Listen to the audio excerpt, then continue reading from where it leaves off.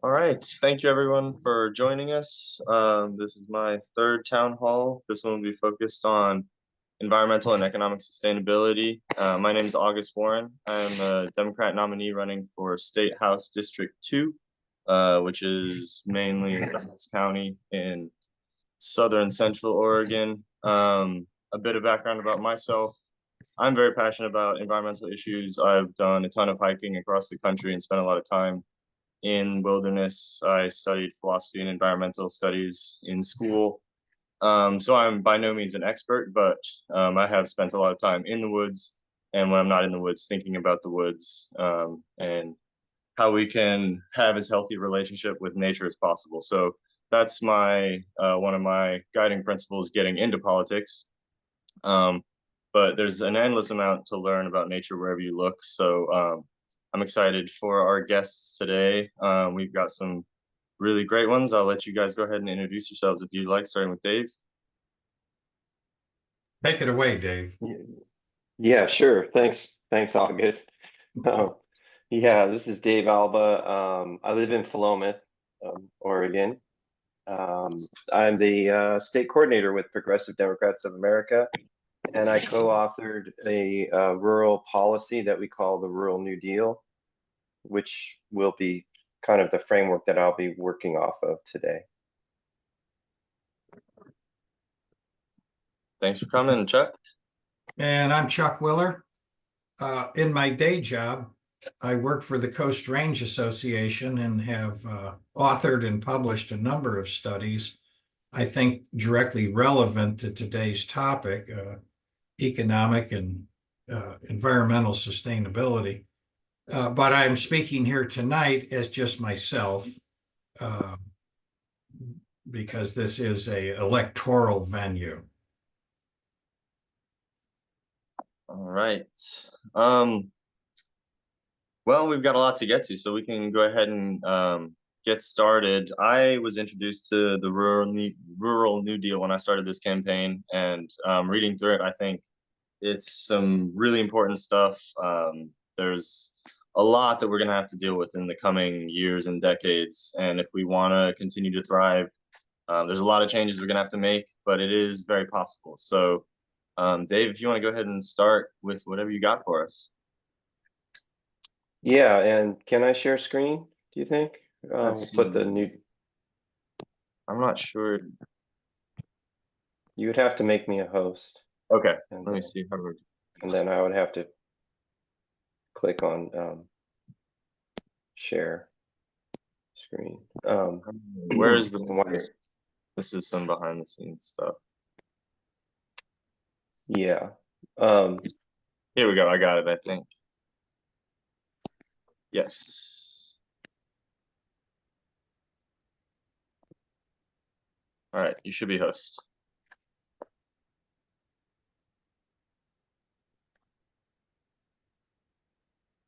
Okay.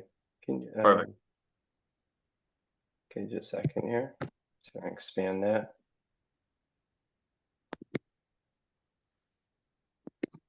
Okay, you should see a Real New Deal. Okay, great, thanks.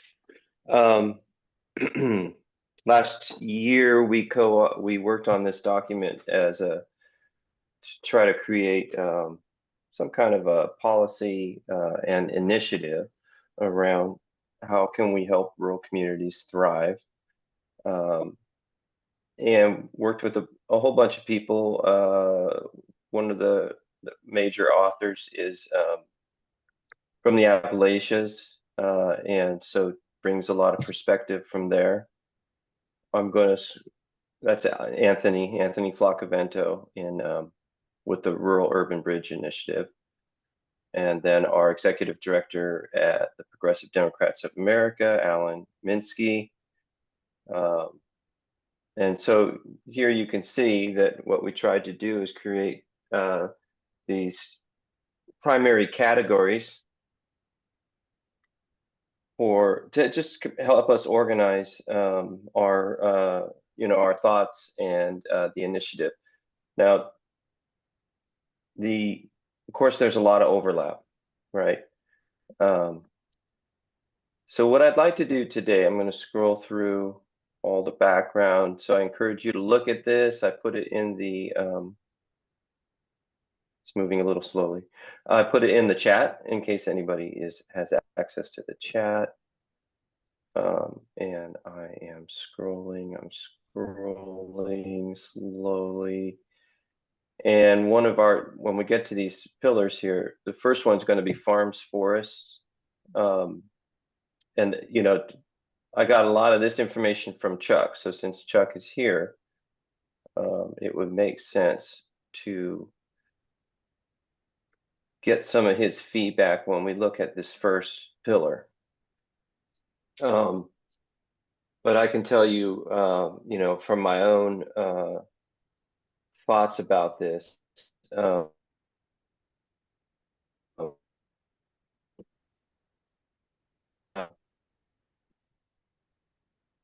along with forestry, you know, with farms, we're looking at, you know, there are a lot of things that we can do, right? And when we talk about environment and the economy, in farms, you know, for example, we look at how can we support small farms and limit the power of confined animal feeding operations, for example. And so we've seen legislation pass recently, like Oregon SB 85, that is, you know, attempting to address these issues. Other parts of this, as we look here, we talk about expanding access to affordable land. In those cases, I've looked at some of the programs that USDA has, you know, that we could delve into at any point where, you know, it's helping folks transition to organic farming. There are a lot of other programs like that. This may be, sorry to cut in, but for people who may be watching and maybe haven't heard too much about these issues or are relatively new, could you just give a brief little explanation on why small farms or organic farms are better than large scale or Sure. industrial farms, or what the difference is there? Yeah. Yeah, I know. Sometimes I kind of take it. I do small farming myself. So with small farms, we avoid monocrops, which means that we're bringing in biodiversity into the. So environmentally, we get that ecological service right, you know, right from the start. Economically and in the way that it serves rural communities, we look at small farms. We're keeping the profits local. We're helping farmers who, you know, are doing community farmers markets. So we're building community. We're building a small town infrastructure at the same time, rather than having these farms that are owned by you know, Wall Street and outside large companies, where those profits are draining out of the community, which is going to be a theme throughout our conversation today. Thank you. Perfect. Yeah, and then real quick, fisheries. You know, actually, Chuck shared with me this example that I've delved into further. You know, so in Newport, Oregon, for example, you know, local fishermen were having to sell their fish to one monopolized fish processing facility, but a group of people got together and created a cooperative fish processing facility. And I see that as I'm gonna bring that up later. I was telling you there's a lot of overlap, and so there's going to be another pillar that addresses that in more detail. But I just wanted to emphasize we're talking about farms, fisheries, and forests. This would be a good time for Chuck to talk a little bit about Oregon's forests and how it relates to economy and the environment.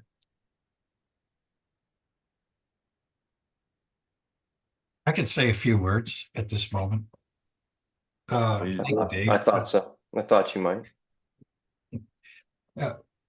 To the question of small ownerships being beneficial versus large, I'd point out the chicken industry in the United States, which is lots of small chicken producers who are controlled by 4 corporations who sell them everything, tell them what to make, buy their product. They're basically like it's Contract labor. a feudal relationship. And that same model is invading beef now, the beef industry. And this is the trend. And as I've talked about for 10, 15, 20 years, the trend in the timber industry towards consolidation, giant ownership, and Wall Street control. These are all things, including in the milling industry, where with its automation, you have a very specific set of things that I think are undermining sustainability. And there's a couple of just thoughts I'd like to share, and then we can go on. Sustainable ecosystems occur when the social system sustains people. And when society is divided and set against itself, the powerful move in and exploit nature. These are just general themes that I see all around. And a political campaign, and I think August is an example of a campaign that unites people, brings people together, can address solutions that work at the local level, work at the level that Dave will articulate in this his platform. And that's really essential to fly in under the radar of these giant corporations.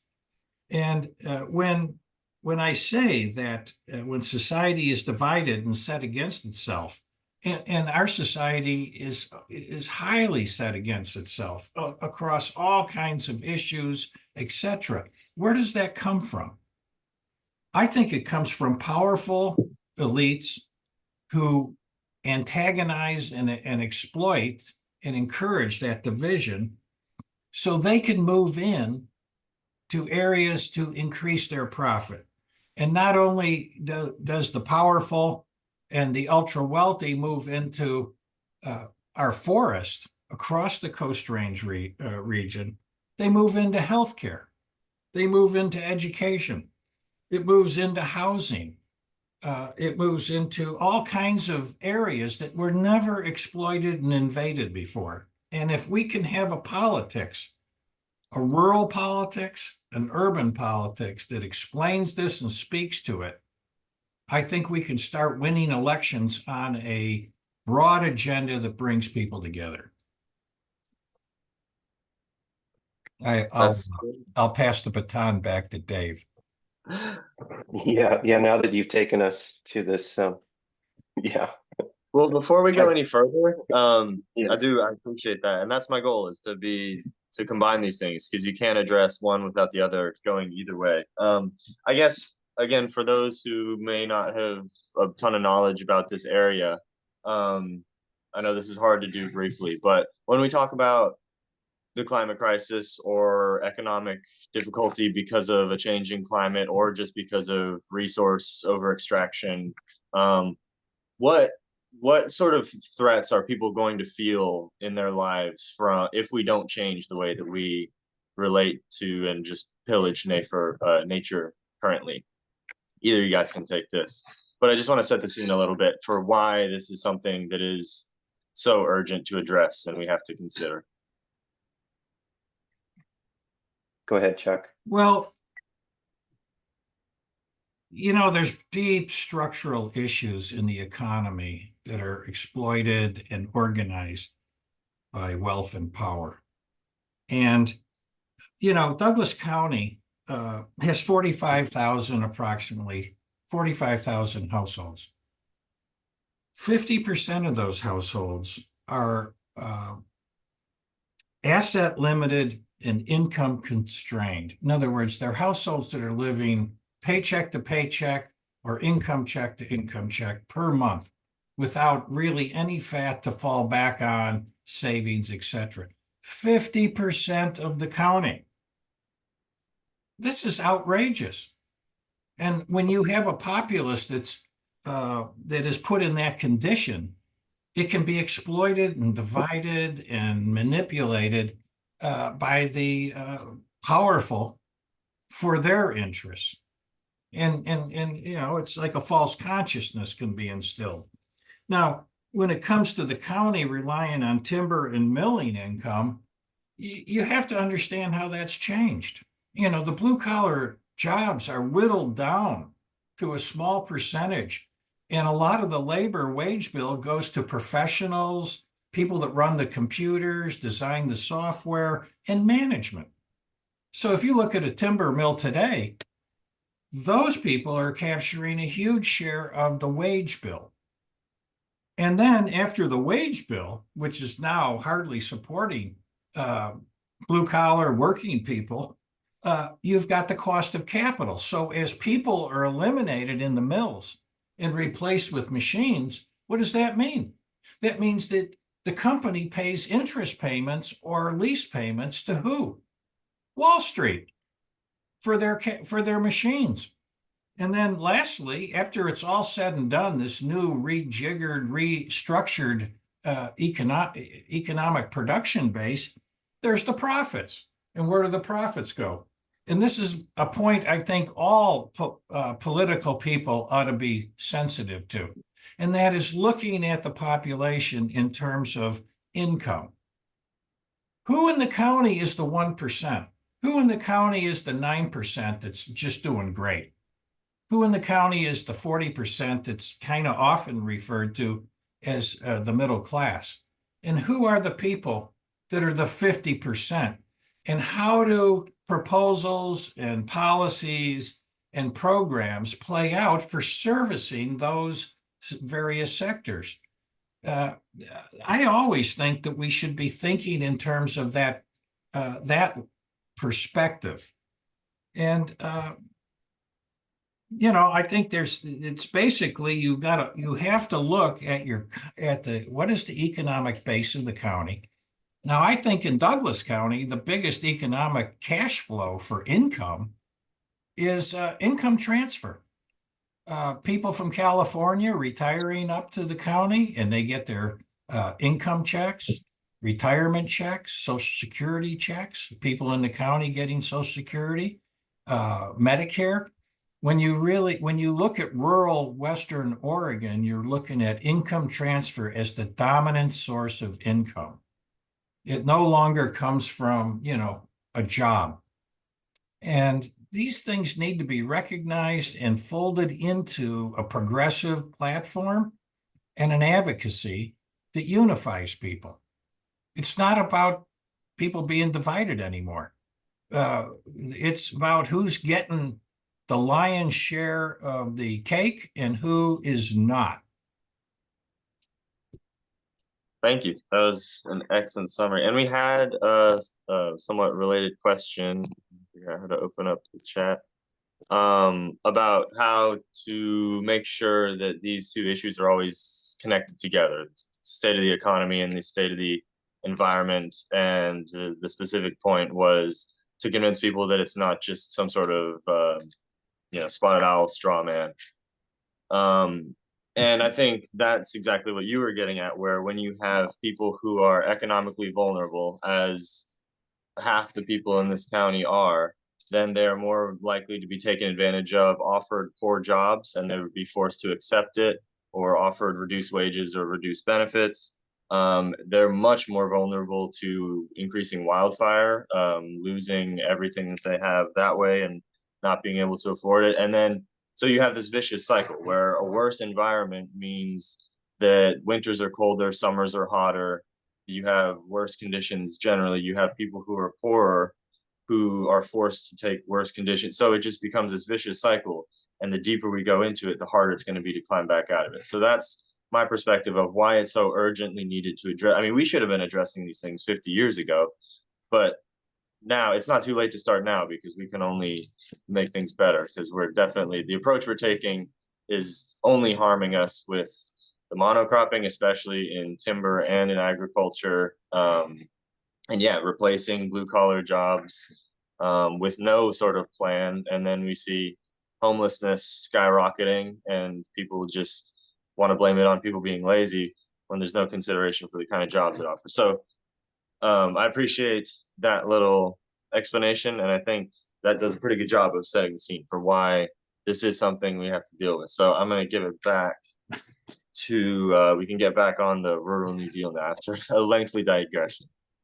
Yeah, well, yeah, no, I appreciate, we need to keep delving into the economics of it. And August, I think you started that question with, you know, the impact of climate change and the urgency of addressing these ecological catastrophes. And you mentioned wildfires, and I just have to, you know, point out, since you're talking about Douglas County and timber and the science that's come around about these clear cuts and how they're affecting fires.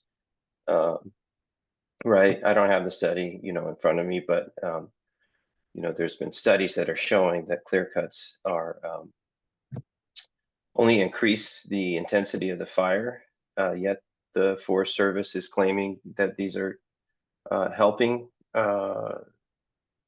you know, reduce fire risk.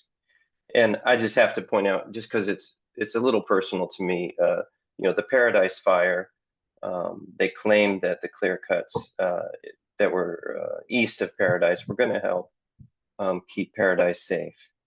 And that fire swept in so fast. And my brother, as a San Francisco firefighter, was there for weeks fighting that fire. And it was so intense, you know, that they couldn't get enough personal protection equipment for the firefighters, the environmental impact of the household goods that are burning, the PFAS chemicals. And I say it's personal because my brother came out of that with brain cancer. And he's my youngest brother, you know, and so these, how are people impacted? You know, we're impacted in these ways. So that's what comes to mind. And it's so much more effective to address the potential of a problem before it becomes you know, Paradise Fire. And I suppose I should have introduced a little bit earlier. I work with Oregon Conservation Corps doing fuels reduction, leading crews out day to day. So I would love to advocate for expanding that sort of program where we invest much more in treating forest before it burns, and healthier. I mean, we need to push for healthier forest practices overall, but I think that would be a great way to, like we were saying, we don't have great job opportunities here. If we can ensure that these jobs pay a living wage, do job training as well, but it's proven to be far more affordable and healthier for the forest in the long term to treat forests before, especially around developed areas, than it is to, you know, spend millions and millions of dollars on equipment and firefighters and endanger the lives of people once a fire starts up.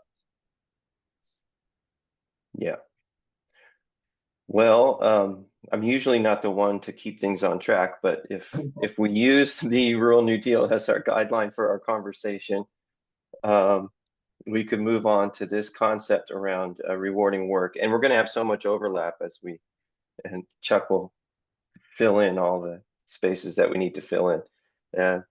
But, you know, as we talk about economics, we know that we need workers to be appropriately compensated. And so we've tried to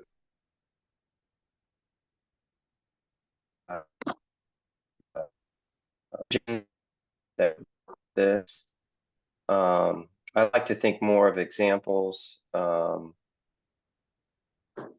I think, even though it's a little controversial, the Proposition 118, the Oregon rebate, which would tax corporations after they've earned 25 million, 3%, and that would bring, I don't have the number in front of me, it keeps changing. It's over $1,000 a person for residents of Oregon.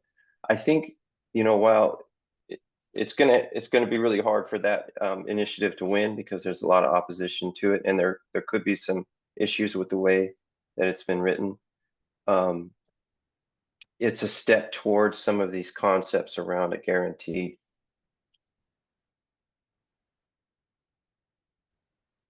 wage, feeding money back into communities, into the hands of people so that they can do with it what they want. And maybe for this section, I would focus on how when we give people the money, it allows them to follow their own, what we're calling the local ingenuity. You know, they know how to solve some of their problems, and when they could get money in their hands, that would be a way to help build community.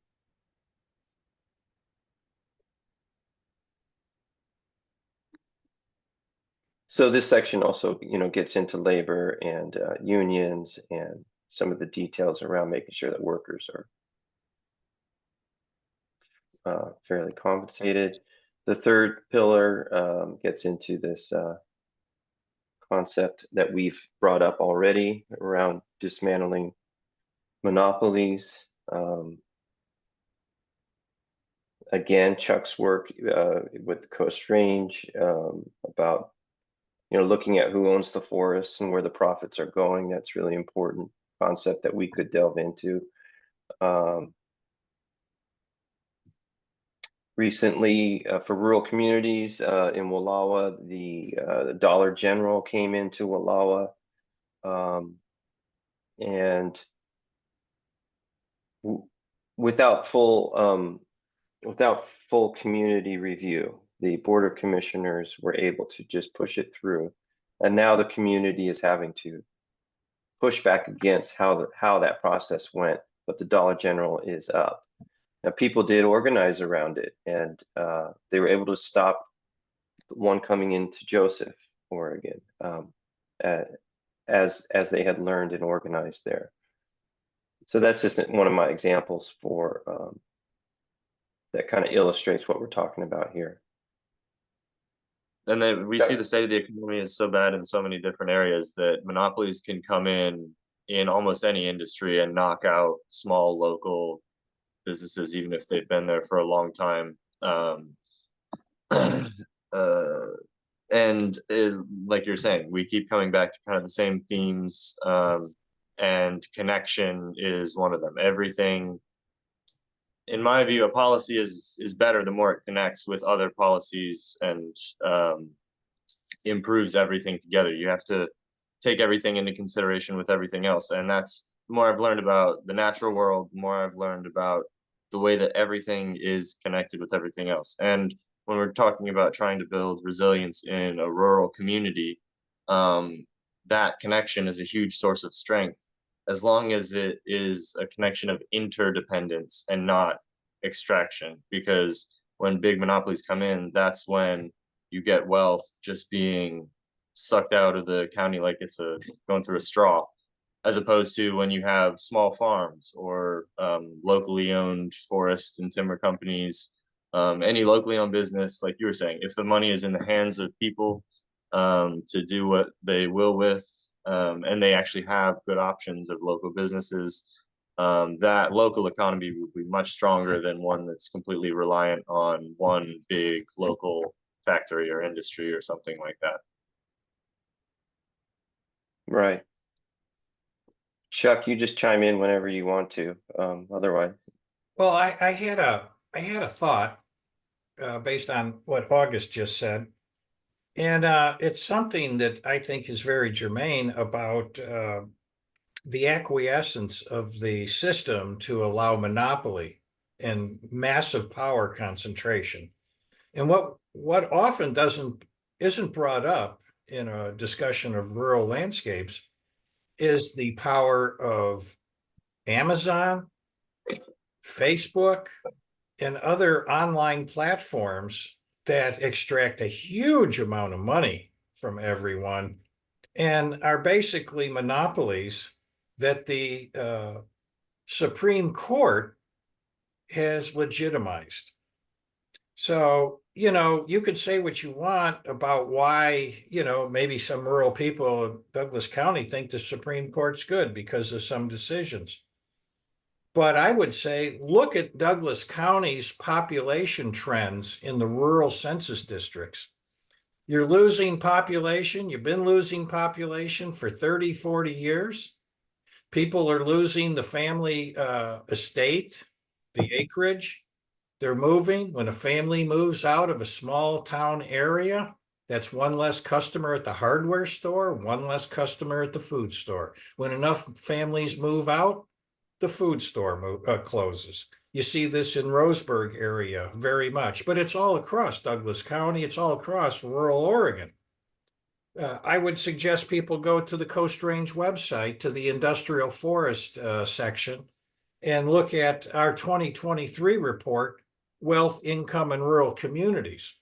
It documents the decline in rural populations, and it talks about cash flow and income flows relative to the timber industry, but it's bigger. We have these huge monolithic entities that dominate cyberspace, control commerce, and reap huge profits.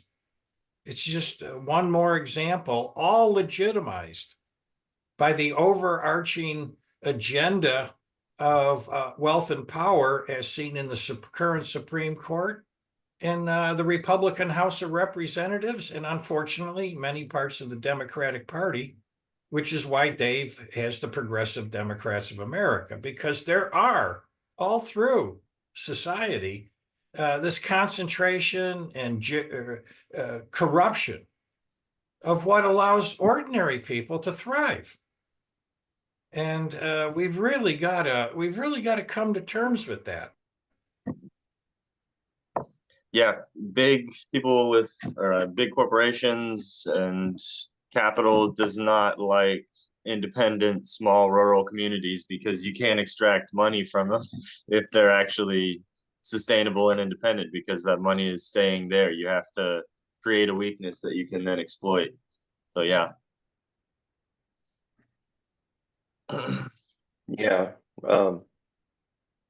Yeah, and so, once again, I like to bring in sort of the examples and the stories that kind of tie this stuff together. And one that's come to mind, even though it's not in Oregon, I've told you that we've been working in this Rural New Deal from Appalachias to Hawaii. And when we talk about investing in community and regional infrastructure, I know we can think of a lot of examples for that, but I've been trying to figure out where to plug in, make a plug for indigenous communities as some of the largest rural communities. And so I'll just speak quickly to an example that I visited on the island of Oahu. The nation of Hawaii got back 56 acres of land after much struggle with the state. And so this example to me is a beautiful example of economy and environment, because once they had access to that land, they built community on it.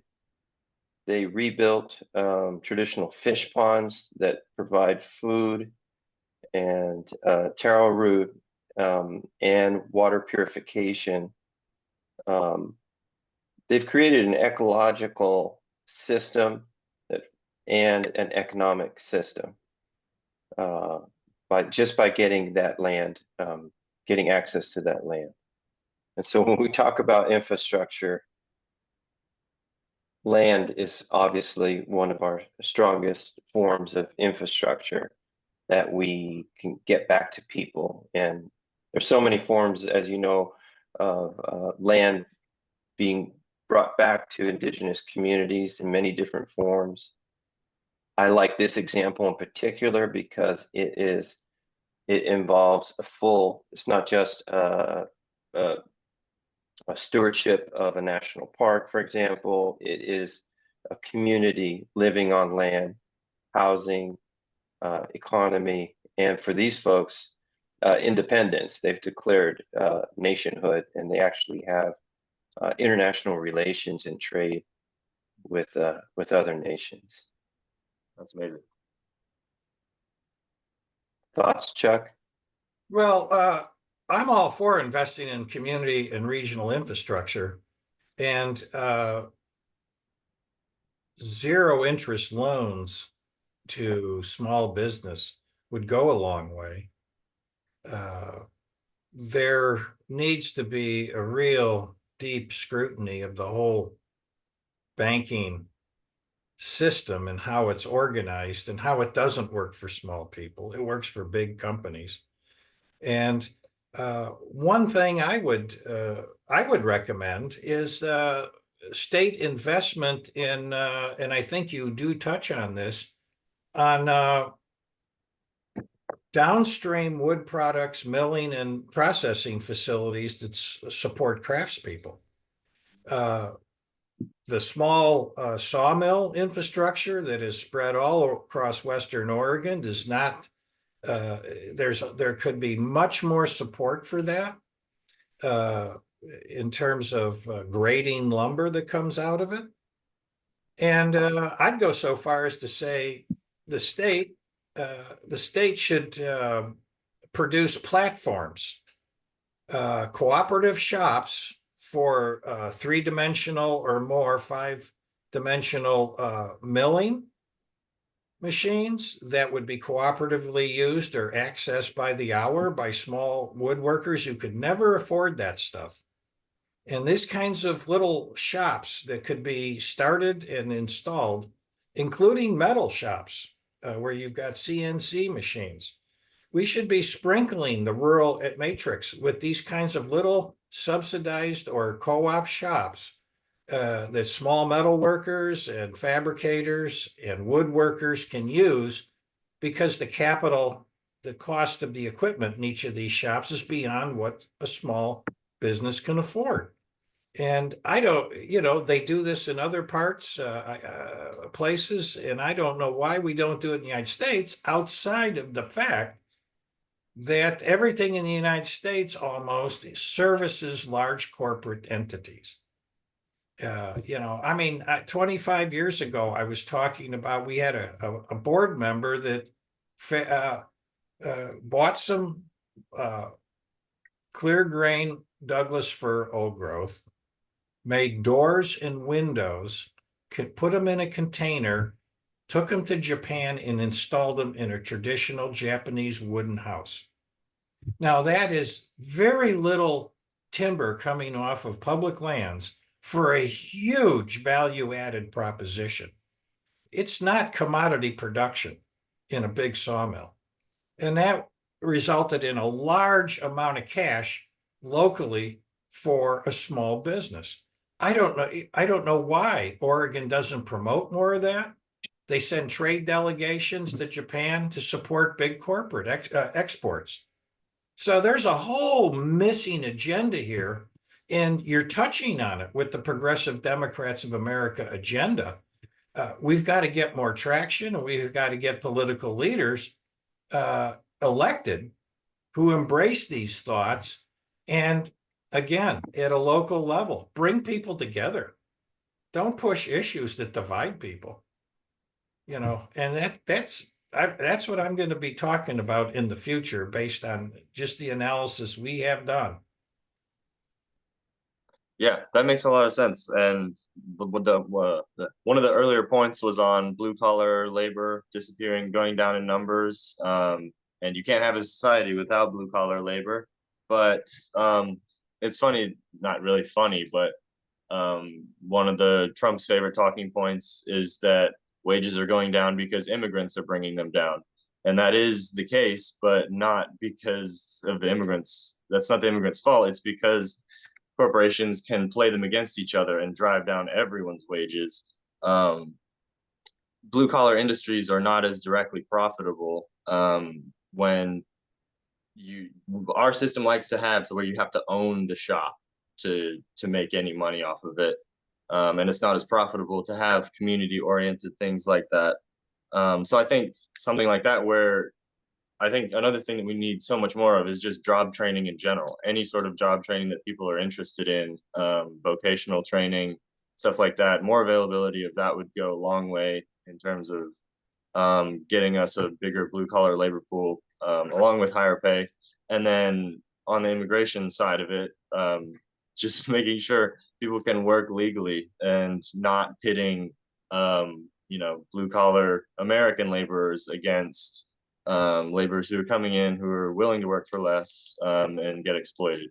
That was a bit of a tangent, but we can come back to it. Well, yeah, so Chuck, yeah, one thing that Chuck just brought up is, we need political leaders, progressive leaders. And so that's, what we're trying, one of the purposes of the document here and the collection of stories is to educate our allies in government so that we could show them these stories and the examples of what's working. And the cooperatives that Chuck talked about, I believe earlier I mentioned the fish processing facility in Newport. I believe that's a model and it's an example. That's the Central Coast Food Web Farm and Fish Market. And it's a great example of what we're talking about. And that can be applied, like Chuck said, in a variety of industries, right?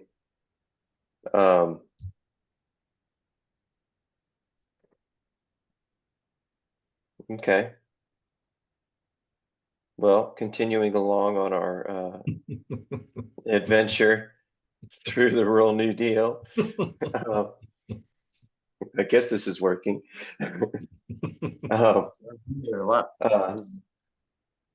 There's so much overlap that we should be able to keep building on everything we've talked about using this format. My example for rebuilding small town centers, I guess I have my own example. I purchased the old Logger Diner in Philomath that was going to practically need to be torn down, and invested in it and rebuilt it. And now we have a farm to table restaurant there. And that has revitalized an economic flow so that people are coming. Today, some people were so proud of themselves, they ran from Corvallis to Philomath to go to breakfast there. So people weren't stopping in Philomath 10, 15 years ago. And so now we have businesses that serve local community, employ local community members, but also serve drive-by clients and neighboring folks. So for us, Corvallis as a neighboring larger area. But my other example that I wanted to bring up was Butte Falls, Oregon, down there in Southern Oregon. They bought up the surrounding forest around their small town and have restored the natural integrity of that forest and are using it as parklands, and then are attempting to attract people to come to their town based on sort of an ecotourism. That's in Butte Falls. I thought that was an interesting example of ways that rural communities, here you're building your small town, you're serving an ecological purpose and an economic purpose in that endeavor. So when we look at what kind of economy is suitable to what kind of place, is there any way you can judge and say, maybe specifically Roseburg or Douglas County more broadly would be a good place for one specific industry, or is a fully sustainable economy going to have to consist of lots of small industries? Are there any specific traits you could identify that would be important to have here for a sustainable economy?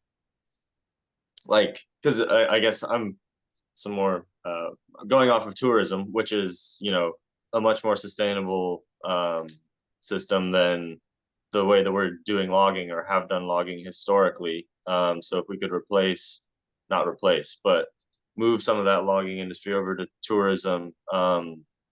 Tourism also comes with its own complications and downsides depending on what kind of tourism, and the workers often aren't paid very well.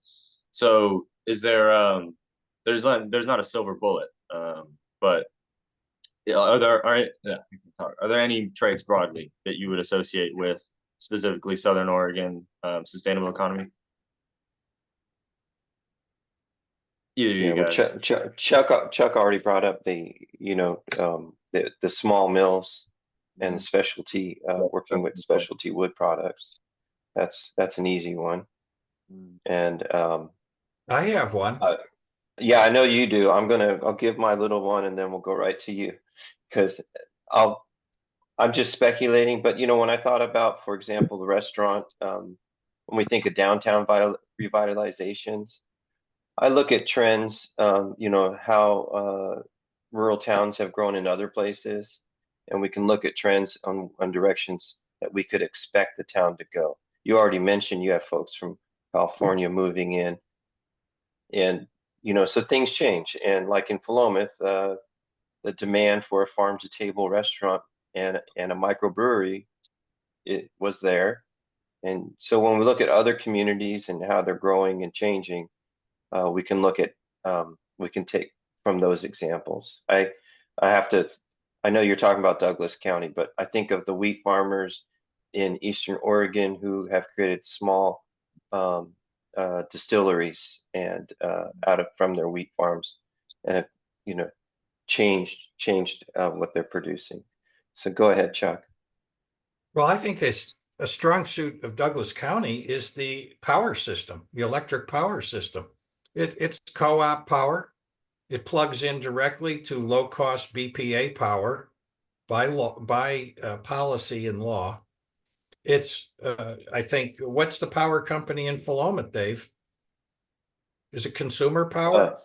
The yeah, co-op? consumer power, Yeah, yeah. co-op. So if you're going to start a brewery right across from the restaurant, as one exists, or the restaurant itself in Philomath, they're paying 30% less in electricity than the enterprise in downtown Corvallis. The co-op power outfits in Douglas County have a cooperative agreement to install a high-speed internet and are working on that. We're going to go into a rapid transition economically as we move out of fossil fuel energy and into sustainable energy, wind, solar, etc. Right now, you can build solar battery power cheaper than a fossil fuel generating plant. This has just happened in the past year. Places like Douglas County could be energy hubs, also feeding off of Bonneville, but also local power. And with that power, you could start decentralizing and moving around a lot of productive enterprise to these areas if you invest in the downtowns and the small rural areas. And I think could be a great future for Douglas County if the United States would adopt some sensible rural investment strategies, some of which are articulated in your Green New Deal proposal. But we're just scratching the surface. When we look back on the $1 trillion alone that was wasted on the Afghanistan war, that in retrospect, the military says, we never could have won it. We never did win it. And we got out after a huge loss of life and wasting $1 trillion. This kind of money could have been spent on rural small town infrastructure, subsidizing small machining facilities, subsidizing small production centers, instead of subsidizing gasoline to the Iraq war, or I think gasoline, jet fuel to Afghanistan at $240 a gallon.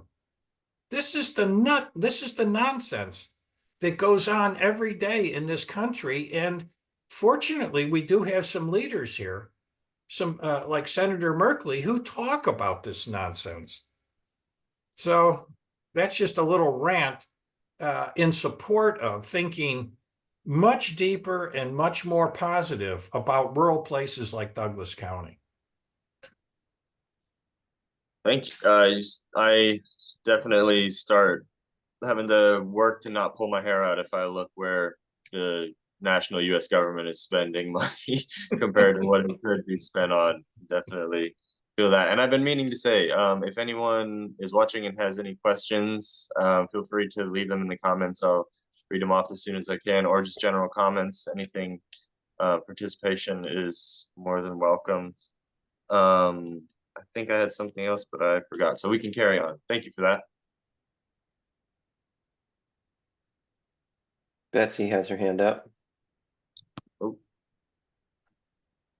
Yeah, I want to mention something that we worked on for a while after Chuck visited us in June of 2023.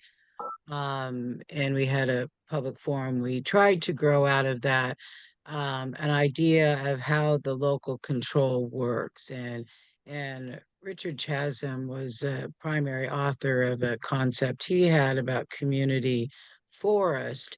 And we actually did look at the Butte Falls example where the city actually bought the land and has attempted to revitalize via doing that. And the concept here was looking at even maybe others like special district infrastructure, although not covered for now, could be a way locally. That would be a state law change that would need to happen to add that kind of district to happen, but they would have maybe more local control of what happens to the land, which goes the gamut of farm, housing, and could set standards for that. And that would be a major overhaul of part of the state system of the way they regulate land. But there has to be a way instead of timber. And now, like you said, it's not just local timber barons, it's outside of the state and sometimes outside of the country interests that are involved in these land trusts. But that's one concept that we had. And because I'm a housing and homeless advocate in my other job, that one of the other things is the control of the cost of land, because one of the big development cost of actually getting affordable housing is the cost of land. And because it's a speculative commodity, the ability to not only build, moderate income housing, but low income housing is impacted by the overall market. So there needs to be, so the economic well-being of a community, it really doesn't happen until everyone is housed, from my perspective.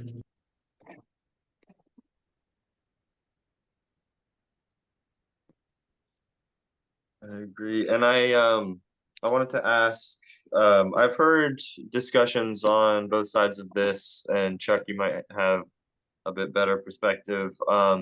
What's the feasibility of a healthy timber industry or a reformed timber industry that's focused more on quality over quantity? Would that be able to be as anywhere near as large a part of the economy as the timber industry currently, or that still have to be a large scale back, do you think? Well, I've written and advocated for land reform and subsidized buyout. You'd have to buy out some of these larger landholders and set up a more decentralized ownership system. Now, the basis we wanted to do that was not just to have decentralized ownership, but to subsidize and to pay for a different kind of forestry. The theme we were talking about is a forestry that would sequester far more carbon than the current forestry. And so there's all kinds of studies that show what happens when you advance the time between harvest and build up forest structure. And, as I've said for many, many years out public speaking, the current forest owners grow money. They don't grow trees. It's all financial forestry. It's all Wall Street driven. It's all driven by the nonsense of modern economics or mainstream economics with its financial calculations and optimizations and efficiency and all kinds of other, I think, hallucinatory statements when right next to all the the economists to go talk to the governor and all these political leaders and say, oh, that would be inefficient to subsidize these rural towns, and that would be wasting money and this and that. But let's give the billionaires billions of dollars so they can have 5 giant homes. That's not part of the inefficiency equation. It isn't. Let's waste $1 trillion on Afghanistan. Not part of the economist efficiency equation. What they do is they keep driving on proposals, many of which Dave has in the progressive Democratic agenda, and they drive on them and run them down because the whole market framework, which is their entire universe, only looks at these businesses from a market perspective and the efficiency of money. And they don't look at the broader, larger system that is wasting money and wasting people and wasting opportunity by the boatloads every day. So, we need the current scientific consensus is that if we had started addressing climate change 40 years ago, it could have been a relatively easy, modest transition. And we didn't do it because the fossil fuel giants rigged the system, bought off politicians, and stalled everything out.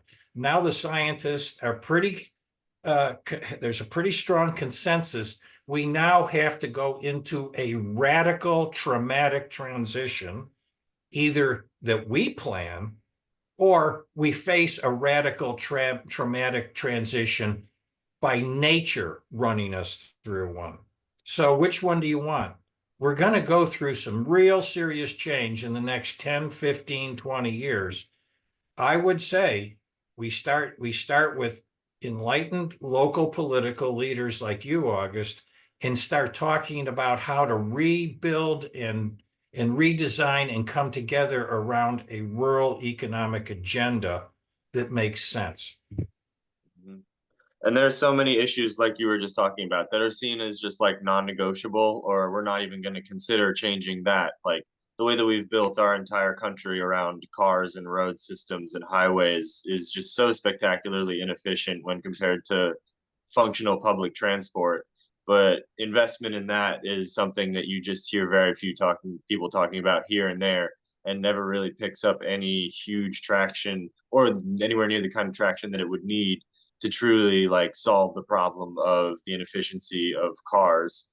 It seems like going back a little bit, one of the main focuses of when we consider resources in general, an independent local community, it seems effective to me to apply a bioregional approach going into my philosophy studies a little bit, where local communities know their resources best and have the best understanding the history. They know how time and seasons and everything affects resources, whether it's trees, whether it's something you're mining, whether it's hunting, fishing, any sort of resource.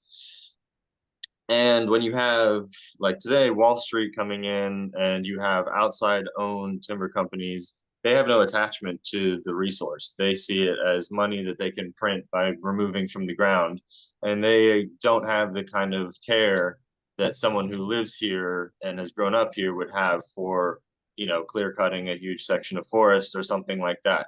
Whereas the bioregional approach says that true independence comes from self-reliance and community interreliance. And when the sustainability and the survival of your community is based on the survival of the resources that sustain your economy or your life, that's a pretty good motivation to preserve those.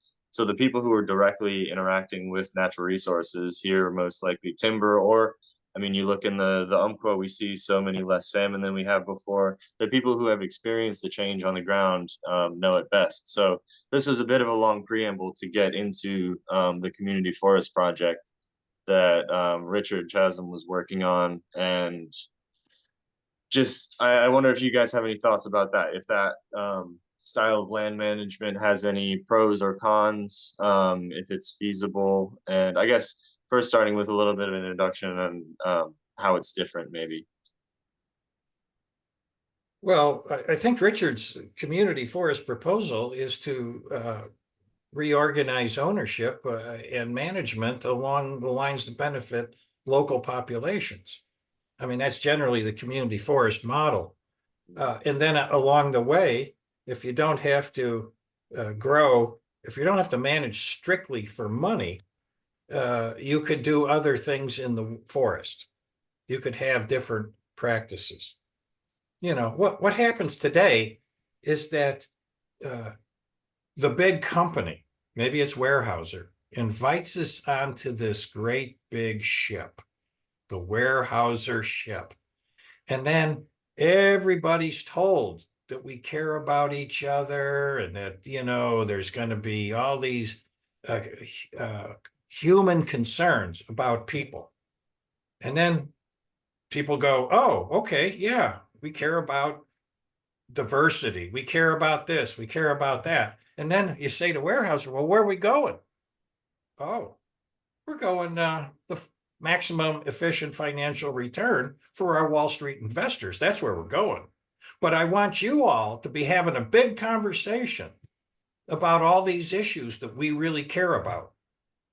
That is the nonsense that's going on today. That's elite capture of a lot of identity issues and other things, because it's really, you know, we're all on these various boats being taken somewhere according to financial return to Wall Street ownership. And so we got Richard's proposal in terms of community owned forest or community forest is to step off that boat, not get distracted by divisive issues, but focus on the unifying issues. How do you pay the rent? How do you have a decent home? How can you afford health care? You know, how can you have child care? I've talked about child care with some rural people and they laugh. They say, we don't have it. What do you mean? We take care of each other's children. I said, well, I got a niece up in Portland that's paying $25,000 for child care 3 days a week. Wow. And, you know, this is the world we're living in. You know, child care and the child care employees are making $10, can't get by. The child care outfits may be owned by some financial outfit. They're taking over the emergency rooms in your local hospital. Decreased services, jack rates. It's all over the place. So, you know, Richard's proposal on forests, much of what Dave has been talking about is the insertion of sanity into what rural communities need. Thank you for that. And that kind of gonna find a way to tie it back into rural infrastructure with the roads and public transport analogy, which also increases the independence of rural communities. If you can get to work, even if your car breaks down, or even if you don't have a car consistently, if there's a bus or a train, it's obviously public transport in urban areas is very different from rural areas, but we could benefit hugely from affordable or free public transportation here. And there's a ton of other infrastructure, just like so many of our roads and bridges haven't been, they were built 50, 70 years ago. We have a lot of infrastructure work to do in general. And an investment in infrastructure that will sustain us in the long term is important, because one of the big environmental issues just broadly that we're dealing with is the mindset that everything is disposable, and that, you know, we can keep manufacturing plastic because we can just make more and it's not a big deal. And so when you get, if we're to build infrastructure with a mindset of, we'll just, you know, it'll be good enough and then we'll deal with it later, my approach to any government policy especially is going to be, you know, this needs to be good in the short term, good in the medium term, and good in the long term. So investment in infrastructure is super important for independence. Economy can't function without infrastructure functioning. So that's, especially, we're going to have to build infrastructure considering the challenges we're going to be facing with a changing climate. So we can jump back into the rural New Deal now. Well, I feel like maybe it's appropriate to talk about healthcare. Chuck just brought up how healthcare, we have the same problem. Actually, I hate to cut you off, but we had a question, and I feel like we're probably Oh going to yeah, get lost before we get back to it. yes. Um, I think we'll have some strong opinions on this one. Should we shift policy focus towards sustainable living standards over endless economic growth? This is going to be a controversial one. I guess I'll take it first and say that, yeah, in my perspective, just pursuing endless economic growth in a world where resources are fundamentally finite is a kind of a foolish approach that's not going to get you very far. And especially when we're extracting resources exponentially more rapidly, as there are more and more people working, more and more technology that allows us to extract it faster.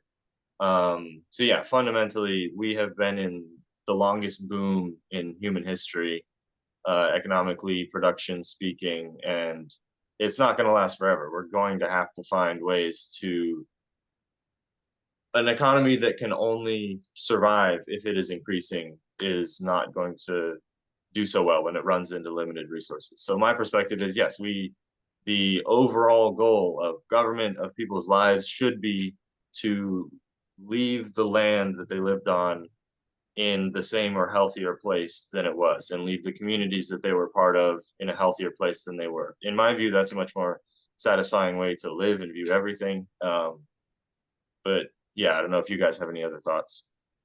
Yes, well, I mean, but obviously this is, much of what Chuck is, it is all about what Chuck's talking about, the change of the system and how we look at how things are run. My contribution will just be, I broadly look at, because I work also in mental health, I look at how we interact with each other. We need a paradigm shift in order to get to that change. And some of that is cultural. Chuck can speak to the economics of it, but culturally, my work has focused on shifting from a system that's based on domination to a system that's based on partnership. And that requires a huge cultural, along with the economic shift. That's my input. Let's get to And Chuck's. sorry, Well, briefly, go ahead, Chuck. a while back, I wanted to double check this growth issue. I don't know who I was talking to at the time. I was making a presentation somewhere. And so, with 3% growth, the economy doubles in 25 years or something. Okay, fine. The economy, if you're talking GDP, those are transactions, money transactions. And, you know, on one level, yeah, you could have transactions keep doubling and growing, and it's just money and price and nonsense. But I checked the mining of iron ore over the past 25 years, and it doubled. Global mining of iron ore doubled just as the economies doubled. And I thought, well, so much for the dematerialization economy, the economy that moves to, thoughts and digits and nonsense like that. And so that that fed right into the point I wanted to make. Who's using all this stuff? If you double steel production, if you double long haul airline flights, is it the 50% of people in Douglas County that are living paycheck to paycheck that are wasting away tons of aviation fuel to fly off to South Africa or Dubai? No, that consumption is really concentrated in the top 20% of the population, with the 1% of households that make this, 250,000 plus a year. That's the $4, $5, $6 million a year. They are consuming just megatons of material throughput. Cars, extra homes, jet fuel, whatever. And so we really have to look at, when you talk about growth waste or inefficiency and all these things that the powerful use to scare common people. It's not about that much about common people. It's about the affluent and the ultra wealthy just pissing through megatons of stuff each year. And there's an endless invention of new stuff to do. And so I don't know, I'll stop here, but I think you really have to look at a class structure when you start talking about issues of endless growth or unsustainable consumption. And the paradigm shift that you're talking about, a big part of that, I think, comes from, I mainly come at this, I've thought about this kind of specific crux of the problem a lot from a philosophy perspective. And fundamentally, we need a shift in values, because growing up in America, we're swimming in the soup of worship of capital. And we have this assumption that anything, if there are people who want to pay you to do something, then that is a good thing to do. Profit is seen as a moral virtue. And so, if something will make money, it's seen as a worthwhile thing to do. So that's why we have resources just being wasted away on like the Olympics and World Cups every year at a new city. I mean, that's just one kind of small isolated example, but there are so many just blatantly inefficient uses of resources that are purely to make someone who's already rich a little bit richer. Whereas if we could shift our value system to be, what strengthens community, what will health make our environment more healthy, or what will make the people around me happier, safer, or whatever.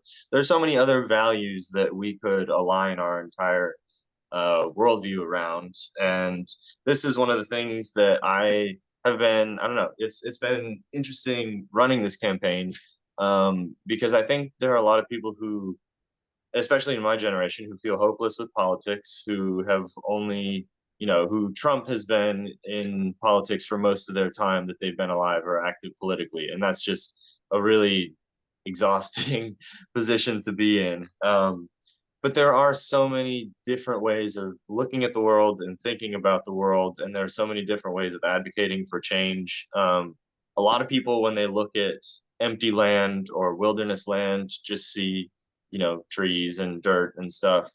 But there's so much knowledge that native peoples have, for example.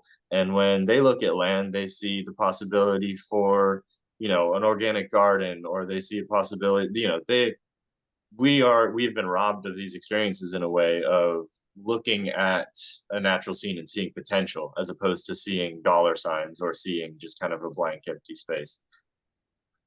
I don't know if it's Micah or Mika, but thank you for that question, and thanks for the comments. And let's carry on with the healthcare. Yeah, because it follows in everything that we've just talked about. And obviously, we talk about sustainability in a community. Well, that's where health comes in. We've also talked about local ingenuity, and that with that comes innovation. And along with all the other work that's being done around universal healthcare, for example, that will help rural communities. I would speak quickly to an example of innovation of what I think is working well for rural communities. And that would be in Polk County, the Polk County Community Resource Center. Basically, if you can imagine a building in your town, in your county, that houses, and I don't know what's going on in Douglas County, but in this regard, but I'd like to draw from the Polk County example. One building with all your various services, health services in that building, so that you can have a wraparound. You can bring all these services to rural people.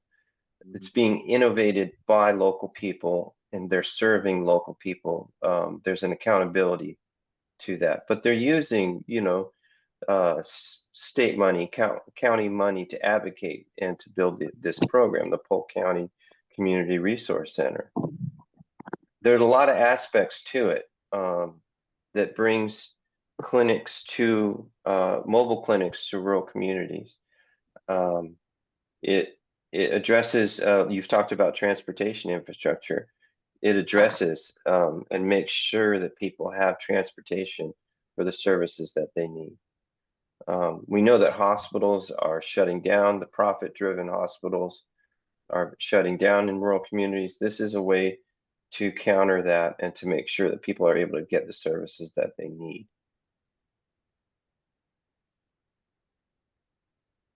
But what do we know about healthcare? Declining American health and skyrocketing costs.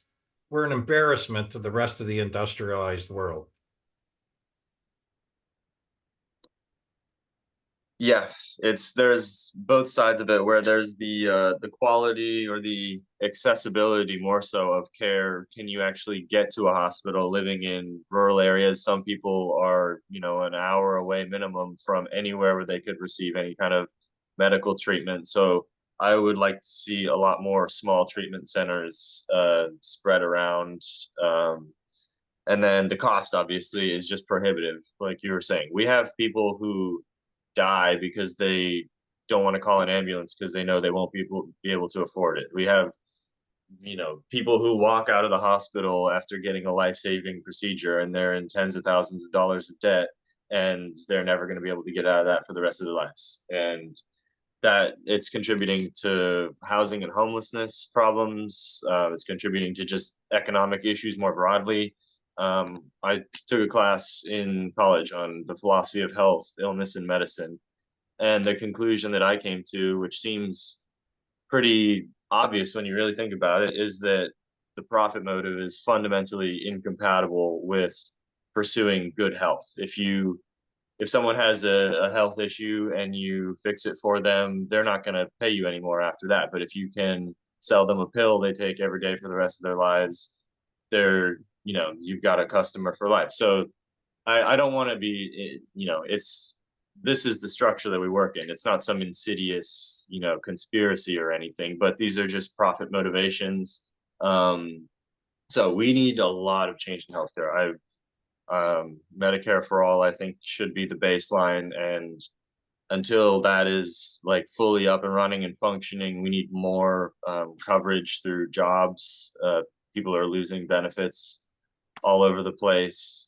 So yeah, access and affordability are two huge issues with healthcare. And the traveling idea is great. If there was, a traveling dentist or eye doctor or stuff that's not super urgent that you can, the truck will come to town on Tuesday and it just travels around rural areas. I think that would be great to get a lot of people, because healthcare issues are just quality of life. It impacts you every day. It impacts your ability to work. So a fully productive community, fully productive population needs to be healthy. So healthcare is one of those things, just like investing in the health of our land is something that won't turn a direct profit, but it is just in the best interest of everyone. Investing in not only my health, but everyone else's health is in the best interest of everyone. Well, we have 67,000 people a year dying in the United States from lack of access to healthcare. That's a Bernie Sanders factoid that he puts out occasionally. And the list goes on. At the same time that people can't afford to go to the doctor, we have a lot of people, we now have pet health insurance. And I know people here in town that spend thousands and thousands of dollars on their pets. We have it's kind of a free-for-all, a not rationalized system, an irrationalized system by design, by law. And the final thing that I think that anybody who has wants to consider what's just the morality of our healthcare system, it really runs on the importation of foreign doctors. And what is that about when your hospital's being staffed by Pakistani doctors? Well, that's fine. But what about the people in Pakistan? We're just living off the rest of the world because we've got the cash. And we don't, when I say we, it's really not we. Somebody's got the cash. Yeah, it's a deep conversation that's very disturbing when you really peel back the lid on the can and look what's inside. Yeah, healthcare has to change across the country, rural and urban areas. But definitely applying a more rural specific lens and considering the limitations or the differences to what kind of care people will need or what kind of considerations people will need will be something I take into government. And more affordability, more accessibility would be something I'm always going to be pushing for. And that And Chuck speaks to the issue around, the doctors and the healthcare professionals who can afford to live and work in rural communities. So the ability to be able to attract those professionals and to train community members back to job training to make sure that those folks are able to work in the healthcare field. We are running a bit short on time. I meant to give you guys a heads up. We have 6 minutes left. So if there's any last points you really want to hit, we can run through them. I'll stop interrupting. I'm driven to get through the 10 points. But I think you missed that, Dave. because I never do. But okay, schools, we know, and my focus has been around, who are the school boards, who are represented in the school boards, and what can we do to keep the disruptive extremist types out of school board. That's the point I was going to bring to schools. I know there's a lot we could talk about schools. And we have to talk about housing with Betsy here, and we've talked about housing already, right? I know that in Philomath, the recent program that, let me get my note on that, what it was called. So executive order number 23-04, that it created the Housing Production Council. I don't know a lot of the details about this, but I know that in Philomath, it is helping a small town move forward with projects without having to use huge developers to get the projects on affordable housing done, so that we can have the accountability of who's doing the work. We can make sure that, in other words, it allows the city to go to the state and get the funding before the whole package has been developed. Previously, it appears that large developers will come in, and they're the only ones who can create the package that can be brought to the state to get to the funding. I don't know a lot about this, but just in my experience in Philomath, it's been helpful. That's what I'll say about housing. Yeah, we had the first town hall that we did was fully on housing, so we've talked about that a lot. I don't know if there's anything really to add from the sustainability side, but I guess building houses with the long-term view in mind would be a priority for sure, making them resilient to conditions and making sure that they're just built to withstand time as well. And then affordability. Right. Yes, yeah, we could say a lot about housing, but in the interest of getting through the 10 points, Chuck already talked about banking, and this would give Chuck an opportunity to close with some thoughts about banking. Well, Chuck? I've been known to have a few opinions about banks. But I think the deeper issue is really the banking sector and government, what the role of government in the financial world is highly regulated, highly regulated. The money has been the right to create money has been given by the government to banks. So every time they make a loan, they create money. Every time you pay off a loan, you destroy money. And that's all rationalized in the Federal Reserve, a private corporation sponsored by the government. We've got deep structural problems in the very basis by which this financial capital juggernaut is raking over our communities. You talk about housing. Well, here in Corvallis, we've got the invaders overhead buying homes left and right, building multi-unit apartments. Nothing's local anymore. And now you hear more and more trucks pull up doing the lawn with the leaf blowers in every neighborhood because more and more of the housing's owned by Wall Street. This is, it all goes down to like who has access to money. How does the banking system work? What is the role of the Treasury and federal regulation in engendering a rigged system for the wealthy and making it impossible for regular people to survive? And this is a whole workshop that needs to be done in Douglas County about that part of the system, which is very fundamental to every issue you want to talk about. I just hope younger political leaders get hip to all that. And as they grow in their careers, they don't get bought out and push these issues hard. Thank you. For that. Yeah. I want to just get in before, I'm not sure if we're going to get cut off or not, but I want to thank everybody for coming, especially our experts. This was an excellent conversation. And if I didn't get the message about only having 5 minutes left, I probably could have kept going all night with this stuff.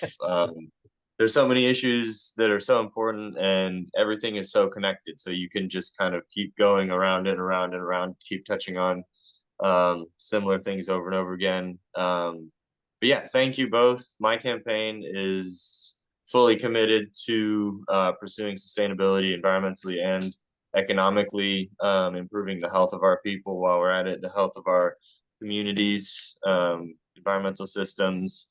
But rural people are impacted by similar issues. We can all benefit.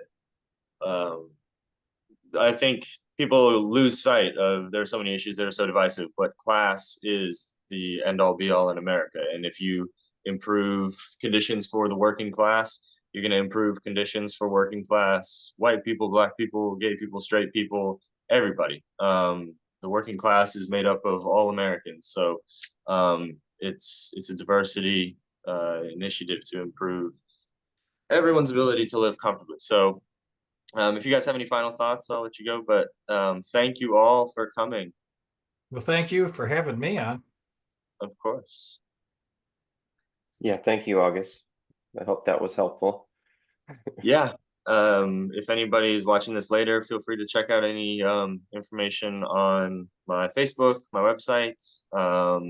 We will post this on my YouTube channel, so people can watch it later. And we'll have one more town hall next Sunday. It'll be the final one, and then it's election time. So we're getting down right up to it. I'll let you go. Thank you all and have a good night. Thank you.